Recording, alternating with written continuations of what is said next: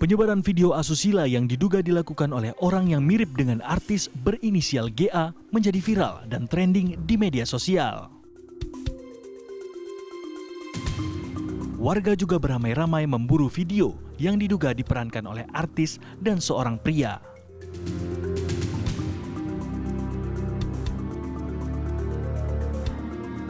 Sekelompok pengacara kemudian mendatangi Polda Metro Jaya untuk membuat laporan.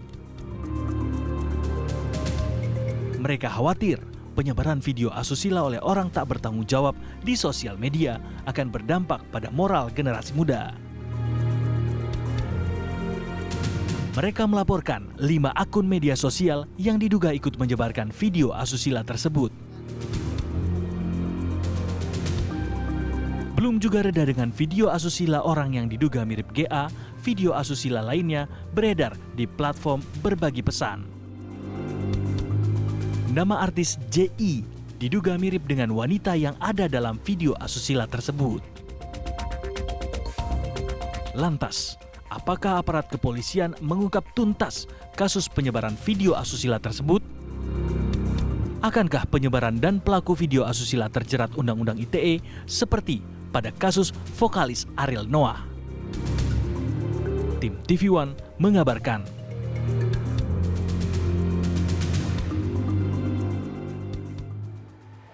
Nah, langsung saja ya kalau begitu kita akan membahasnya bersama beberapa narasumber. Yang pertama ada Roy Suryo, pakar telematika langsung dari Yogyakarta. Selamat pagi Mas Roy. Pagi Mas Roy. Kemudian juga ada Heri Firmansyah, pakar hukum pidana dari Universitas Tarumanegara. Selamat pagi. Selamat pagi, Bang Heri. Selamat pagi, ya. Mas Arif, Mbak Maria. Sehat semuanya ya, Bapak-Bapak? Alhamdulillah sehat. Siap. Ya, kita ke Mas Roy dulu. Mas Roy, kemudian ini terjadi lagi. Sudah sering diingatkan, sebenarnya dalam Undang-Undang ITE sendiri, jika kita melihat yang bisa dijerat ini siapa saja dan aspek-aspeknya seperti apa, Mas?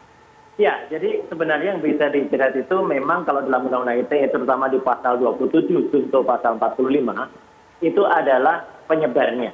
Penyebar. Ya, jadi orang yang menyebar. Jadi ini banyak juga pro dan kontra di Twitter saya banyak kemudian pelakunya nggak kena Mas gitu. Nah, tapi kenapa dulu artis A ya dari band N atau dulu masih PT namanya Peter Pan gitu. Itu kenapa bisa kena ya? Karena dulu yang bersangkutan itulah yang merekam, kemudian dari merekam dia memindahkan dari handphone communicator waktu itu ke komputer di sanggarnya. Nah, dari komputer di sanggar itu ada teknisi mereka yang kemudian menyebarkan kemana-mana. Tapi kan dalam undang-undang itu disebut barang siapa yang kemudian bisa membuat diakses. Jadi ketika itu bisa dikeluarkan atau dia bisa buat diakses oleh tempat lain, itulah maka dia bisa kena jerat hukumnya. Atau istilah katanya berpotensi gitu ya Mas Roy? Betul. Makanya selama yang bersangkutan itu tidak yang menyebarkan, itu maka dia tidak bisa kena. Lain halnya dengan kasus artis yang lain, artis PA beberapa waktu yang lalu. Kenapa dia juga bisa dijerat? Karena dia terbukti dia menyebarkan foto dan profilnya. Jadi company profilnya lah atau portfolionya gitu kepada manajernya. Nah, berarti kan memang dia sengaja menyebar. Jadi orang yang menyebar inilah yang kemudian bisa kena dalam Undang-Undang ITE. Tapi kalau dalam undang-undang yang lain, misalnya dalam Undang-Undang Pornografi dan Pornografi, tentu ada pasal yang lain yang bisa menjerat si pelaku. Karena dalam video yang beredar terakhir, yang inisial artisnya GA, itu kan tampak memang dia yang memang membuat videonya gitu ya. Artinya dia awal men-setting kamera, kemudian dia melakukan. Tapi selalu saya mengatakan kita hormati asas praduga tidak bersalah. Saya makanya tidak langsung menyebut artis yang bersangkutan, tapi masih mirip yang bersangkutan. Karena juga dalam apa yang saya teliti itu masih belum 100%, masih sekitar 72 sampai dengan 74%. Dan sekarang juga harus hati-hati karena ada software lain semacam deepfake, semacam refake, itu yang bisa mengganti wajah seseorang dan ditempelkan ke video yang lain. Ini yang harus berhati-hati. Mas Roy, ini kan sempat menjadi trending topik, betul ya? Ya, oke. Artinya medsos nih heboh, kan begitu? Nah, bicara medsos kan bicara jutaan lah gitu ya, bisa dikatakan seperti itu. Nah, yang ingin saya tanyakan, aktivitas apa Mas Roy, Anda kan pemerhati media sosial juga, yang diramaikan oleh jutaan netizen ini, mencari tahu di mana videonya kah, membagikan videonya kah, atau apa? Karena apa Mas Roy? Kita kan udah sering ngebahas, kita mensosialisasikan bahayanya undang-undang, bukan bahaya undang-undang, bisa mencengkeram kita semua lah undang-undang ini begitu. Tapi kok masih rame gitu loh. Betul. Jadi sekarang ini malah anehnya dua malam yang lalu ya. Jadi semalam dan malam sebelumnya itu yang trending di dunia maya itu adalah bukan hanya nama artis yang mirip ya, atau juga nama Kasihan Putrinya, tetapi justru linknya, kata-kata linknya, full videonya gitu. Itu justru kata-kata itu menjadi trending. Jadi artinya orang banyak yang miris Mas, miris full benar. videonya. Gitu. Jadi kan ini miris ya. Artinya kenapa orang justru mencari full video. Dan saya hormat juga kepada Kementerian Kominfo ya, melalui juru bicara Mas Dedi yang menyatakan kemarin sudah men-take down lebih dari sekitar 140 unggahan semacam ini, karena memang kalau tidak di take down ya semakin banyak orang yang kemudian menyebarkan kayak gini, dan tentu saja lebih dari 5 orang mungkin yang bisa diadukan, karena memang mereka tujuannya memang hanya menyebar. Nah ini yang patut lebih dari 5 orang itu siapa Mas? Nah, saya terus terang silakan tanya kepada Kominfo ya. Kominfo punya data. Tapi kalau dari aspek analisa Anda yang berpotensi itu siapa? Yang berpotensi menyebarkan. Ya.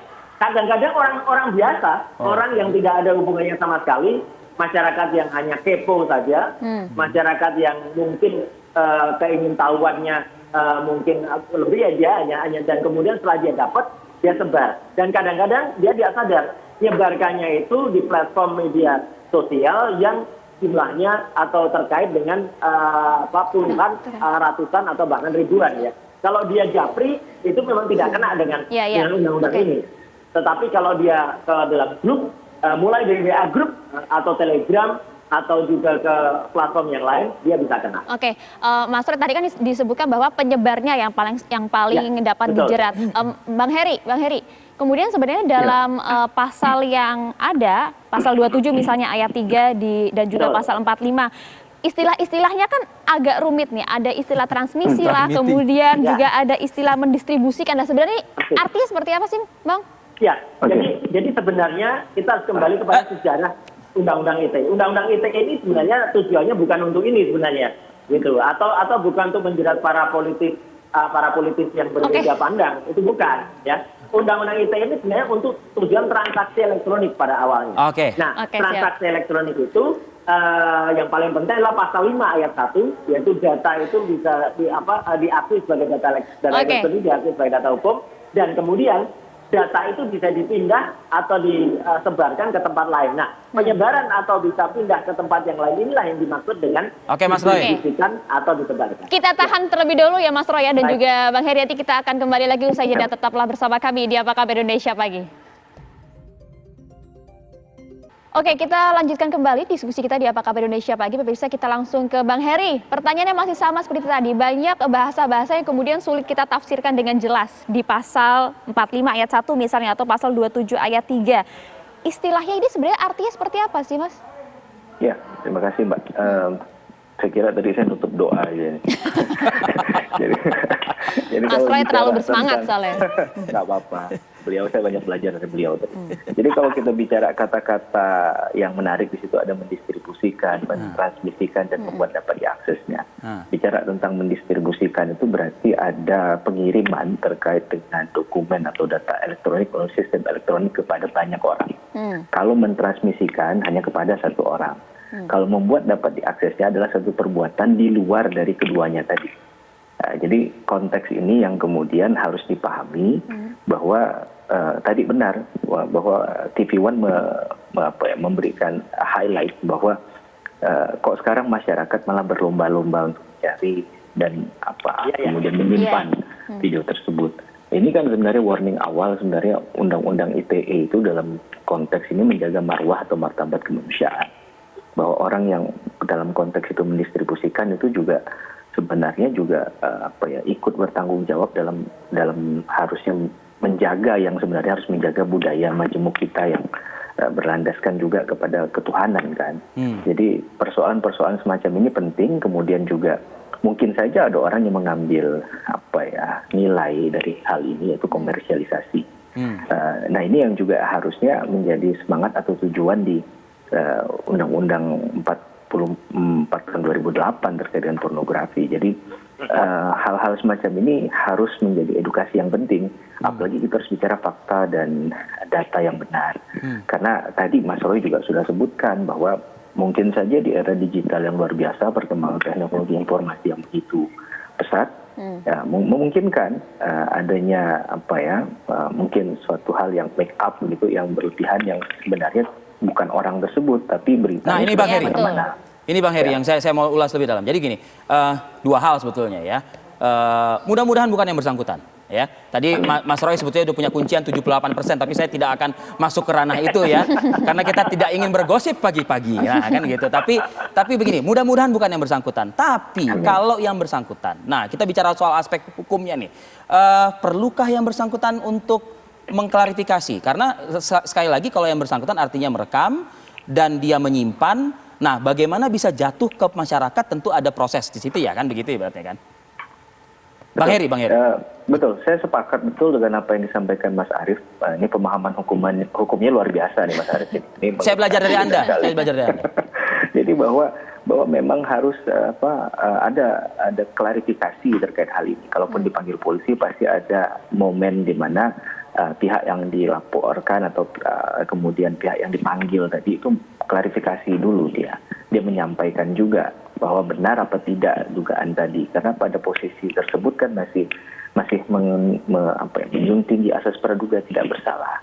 Kemudian juga kita bicara dalam konsep hukum ada Strafzonderschuld, tiada pidana tanpa kesalahan. Dan kalau kita lihat dalam pasal-pasal yang disampaikan mungkin dijeratkan kepada oknum tersebut, itu dalam konteks ini unsur kesalahannya adalah kesengajaan. Itu lebih tinggi lagi nilainya dari unsur kesalahan yang lainnya, yaitu kealpaan, karena dia harus kemudian membuktikan adanya mens rea misalnya, ada nggak niat jahat dalam konteks ini. Kalau aktus reus itu ada perbuatan lahiriahnya, maka mens rea itu adalah perbuatan batiniahnya. Nah ini yang kemudian harus dilihat tadi Mas Fadil dan Mbak Maria, apakah memang ada unsur tersebut di dalam perbuatannya. Nah ini yang menjadi perdebatan nanti, mungkin saja bisa menghadirkan ahli, bukti-bukti lain dan pendukung untuk menyampaikan bahwa bukan dia pelakunya atau artinya begini ya Maria artinya begini Bang Heri, ya. Saya jadi menjatuhkan saya, padahal saya nggak pernah buat gitu. Nggak, misal begini, dibuat, direkam, ya kan direkam. Niatnya itu adalah ini untuk kepentingan pribadi, pasangan gitu ya. Nah, tapi kan itu kan disimpan. Nah, bicara soal simpan, namanya kelalaian faktor manusia dan lain sebagainya, ya gitu ya. Apakah itu disimpan masih di genggaman atau disimpan sudah di luar genggaman? Bisa diperkarakan nggak sih dua hal ini, Bang Heri? Ya, dalam konteks ini kalau saya bicara pada pidana itu kan kebenaran material ya Mas Pak Arief Fadil ya, bahwa kita harus dalam konteks ini polisi juga tidak akan gegabah tentunya karena ini kan bicara di dunia maya ya, cyberspace, kejahatan cybercrime juga ya, mungkin ada indikasi tadi yang benar atau tidaknya itu harus memang dikaji ulang. Dan kalau dalam konteks ini untuk menaikkan kepada tahapan-tahapan selanjutnya pasti polisi akan berpijak pada data dan fakta tadi, bahwa mungkin saja ada banyak informasi di luar sana terkait, kita nggak bicara dalam konteks ini saja, dugaan tindak pidana saja. Tapi apakah semua dugaan tadi kemudian diproses dengan hukum? Ini kan tunggu dulu gitu, karena mekanisme filterisasinya adalah penyidik akan melakukan proses yang namanya penyelidikan, dan kemudian juga proses penyidikan. Di situ dikumpulkan bukti dan fakta, kemudian saksi, yang kemudian bisa menentukan apakah layak atau tidaknya dinaikkan ke tahap berikutnya. Apalagi kalau sampai kita jauh melihatnya dalam proses penuntutan dan persidangan Mbak Maria. Berarti kan ini semua kan memang masih harus dibuktikan dalam proses penyelidikan dan juga penyidikan. Misalnya memang dalam video tersebut bukan oknum yang dimaksud, tapi apakah perlu juga kemudian oknum yang mirip tersebut walaupun memang bukan dirinya misalnya, tetap harus dipanggil juga untuk membuktikan proses penyidikan dan juga penyelidikan? Iya, kalau kita lihat konteks ini kan harus ada cover both side ya, bahwa selain asas praduga tidak bersalah, ada asas persamaan di muka hukum. Ya, orang juga punya hak untuk kemudian membela dirinya. Bahkan hati-hati kalau ternyata itu tidak terbukti misalnya secara fakta dan data, mungkin dia bisa melakukan laporan ulang balik, yaitu misalnya pasal 27 ayat 3 pencemaran nama baik misalnya. Kan itu sudah perundang-undang ITE. Jadi nanti ini lapor-melapor. Ini masalahnya nanti. Jadi memang semangat undang-undang tadi itu, ya tadi saya bilang sebenarnya lebih ke beberapa poin yang ketika pada ranah praktiknya itu hilang, misalnya untuk menghentikan yang namanya komersialisasi pengguguran seks tadi. Bang Heri, memang ini penting. Sebelum ke Mas Roy nih, Bang Heri, dari pernyataan Mas Roy tadi kan ini kan, waduh, aktivitas di netizen di media sosial kan ramai. Kita highlight itu tadi kan minta link lah apa semua segala macam. Itu kan sebetulnya ya bagi sebagian orang mungkin mengatakan ya itu kan tidak tepat ya, karena kan itu kan sama juga men-share info yang notabene ada pasal pidana di situ begitu. Tapi kalau ini diungkap, penjara penuh kan begitu ya berarti ya. Karena kan di WhatsApp grup juga pasti udah terjadi obrolan-obrolan ini. Bang Heri, ada catatan soal ini nggak, Bang Heri? Saya sepakat sekali lagi saya sepakat dengan apa yang disampaikan Mas. Ada kekhawatiran kita kalau ini memang mau diproses secara benar gitu, mungkin akan banyak sekali dari ITE ini, dari pasal 27 ayat 1, 3, 28 ayat 2. Ya, tapi pasal itu sudah ada dan harus dijalankan kan gitu seharusnya. Betul, tapi persoalannya kan dalam tujuan hukum itu ada keadilan, kepastian hukum dan kemanfaatan. Kalau kita bicara kepastian hukum memang ya mungkin semua yang memenuhi unsur akan diproses kan. Tapi yang penting juga tadi tak kalah penting adalah bagaimana kontribusi dari teman-teman Kemenkominfo yang luar biasa ya. Salah satunya segera men-take down hal-hal semacam ini. Kalau nggak salah saya dulu pada waktu Pak Tifatu sendiri, kalau nggak salah pernah jadi Menkominfo juga concern terhadap isu-isu semacam ini. Kalau saya tidak salah, itu akhirnya yang menekan hal-hal semacam ini secara pidana, dan itu kan perlu kita apresiasi agar ada nilai edukasinya, agar kita pun tidak membantu untuk kemudian membuat masalah ini semakin panjang kali lebar kan, tapi memang prosesnya adalah nilai edukasinya di situ, bahwa masyarakat jangan masuk ke polarisasi bahwa hal ini adalah hal yang biasa dan lain sebagainya. Tapi di sisi lain memang kalau proses tadi untuk dipanggil, untuk diperiksa dan memberikan klarifikasi itu jauh lebih baik sebenarnya bagi pihak yang kemudian diduga. Sekali lagi kita katakan diduga ya, jangan terjebak pada proses yang kita belum tahu tadi. Karena sekali dalam konteks ini ya tadi saya katakan bahwa jangan sampai kita malah hakikat dari undang-undang itu malah nggak sampai nanti. Jadi kan bagi masyarakat, bagi netizen ini kan sebelum meminta atau sebelum memberikan dan juga menyebarkan ini kan ingat ada undang-undang ITE begitu ya, Mas Roy. Betul. Ya. Jadi sebenarnya penyebar ini kan kalau kita bilang cukup banyak tadi seperti yang disampaikan oleh Bang Rivi begitu ya, cukup banyak lah karena di berbagai media sosial ya, dan lihat juga aja di WhatsApp grup ya Mas Roy ya. Sebagaimana kemarin-kemarin kan juga ada yang lirik-lirik ke WhatsApp grup juga kan begitu ya Mas Roy ya. Mas Roy, sedikit saja, singkat saja, sebenarnya penyebar yang akan terjerat ini penyebar yang seperti apa? Ada aspek-aspek khusus tidak? Ya, jadi saya sepakat bahwa polisian akan mencari penyebar awal. Ya, penyebar awal itu artinya kan bisa di-trace ini trending topik mulai kapan. Trending topik misalnya mulai kemarin malam. Kemarin malam jam berapa? Misalnya jam 21 lebih sekian. Nah, itu bisa ditarik. Sebelumnya itu bisa di-trace. Jadi melalui timestamp dari setiap platform itu bisa kelihatan siapa yang memulai pertama kali ke sana. Jadi saya kira ini memang tinggal niat saja. Saya sangat yakin polisi bisa melakukan ini. Karena apa? Karena mencari misalnya mencari fake stat ketika HRS waktu itu kan juga bisa dikejar sampai ke pelakunya gitu loh. Jadi artinya kan ini juga, jadi sekarang tinggal niatnya. Mas Rivi tadi kan mengatakan pada kasus misalnya Syahda Nainggolan, kemudian Jumhur, itu kenapa bisa dibuka-buka WA grupnya. Ini pun juga bisa. Jadi artinya sekarang tinggal, kalau saya sih juga ingin hukum ini juga imbang, hukum ini juga adil terhadap semuanya. Kalau ada kasus pornografi, kasus politik, kasus yang lain ya itu juga moga-moga pola penindakannya sama. Jadi artinya dikejar sampai kepada para penyebarnya, dikejar juga sampai kepada pelaku yang kemudian pelaku itu yang menyebarkan pertama kali. Apalagi kalau misalnya kalau ternyata ini adalah fake ya, ternyata bukan aslinya, kan berarti kasihan artisnya. Tapi betul. artis yang bersangkutan, memang saya setuju Mbak Maria tadi, artisnya memang harus dipanggil untuk klarifikasi, apalagi jawaban dia menurut saya kemarin malam itu sangat mengambang ya. Jadi mengambang itu bisa menimbulkan orang jadi, maaf bahasa sekarang, jadi orang kepo gitu kan. Nah, membuat orang makin kepo, membuat orang sepakat. makin menyebarkan. Itu yang siap. berbahaya. Baik Mas Sepakat lah Roy ya Suryo kita ya. dan juga Bang Heri, sudah lebih dari 19 detik kita berbincang pagi ini di tema ini di Apa Kabar Indonesia Berarti Pagi. itu waktunya benar nih Mas.